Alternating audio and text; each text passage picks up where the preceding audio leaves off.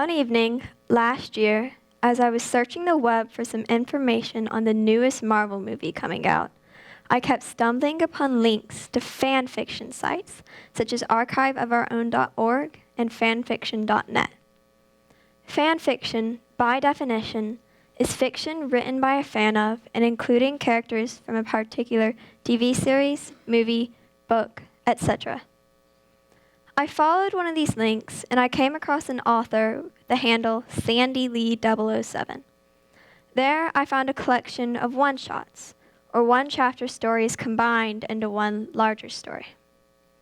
This collection was about one of my favorite characters, Clint Barton, also known as Hawkeye and one of the Avengers, so I was intrigued. When I first found the collection, SOS Hawkeye, aka 1001 Ways to Almost Kill Clint Barton, it had just over 50 chapters. Now it has more than 180 chapters and over 750,000 words.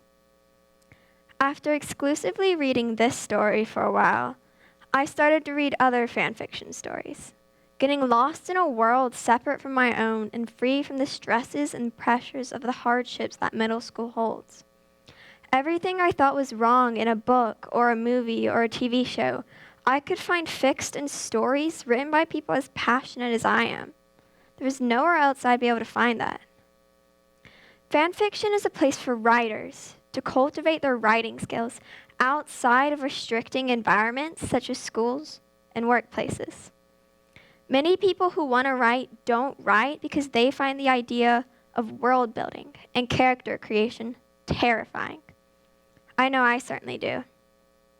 But fan fiction enables writers to write without the stress of having to start from scratch.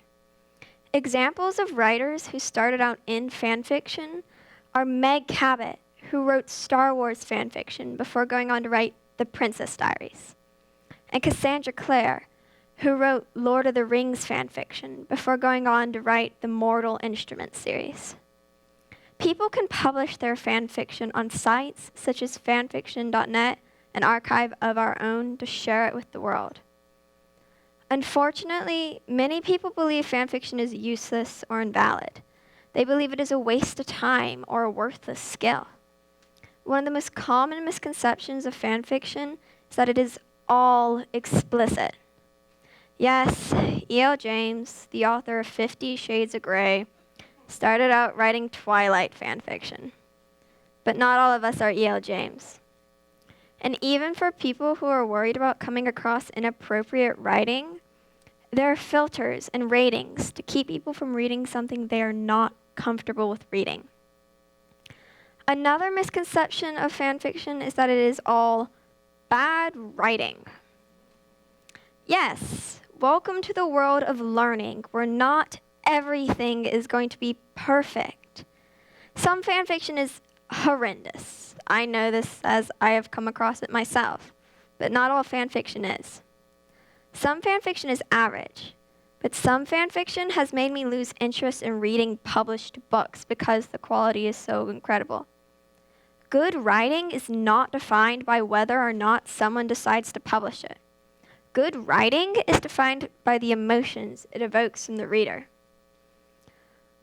I have read fanfiction that has made me laugh, want to scream, almost throw my phone across the room, and made me cry, which is very difficult to do.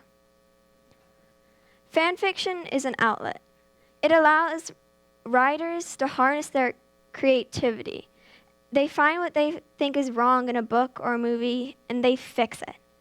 There are no rules, no that isn't allowed, or that isn't canon. It is just free. Because of all this, I too dabble in writing fanfiction.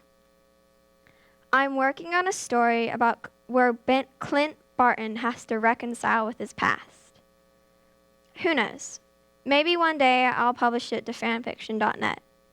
Or who knows? Maybe one day I'll be the next Meg Cabot or Cassandra Clare, or maybe not E.L. James. But maybe I could look back in 20 years and see the seeds of my great American novel or epic trilogy in the works I wrote while writing fan fiction late at night instead of sleeping or doing my homework. Thank you.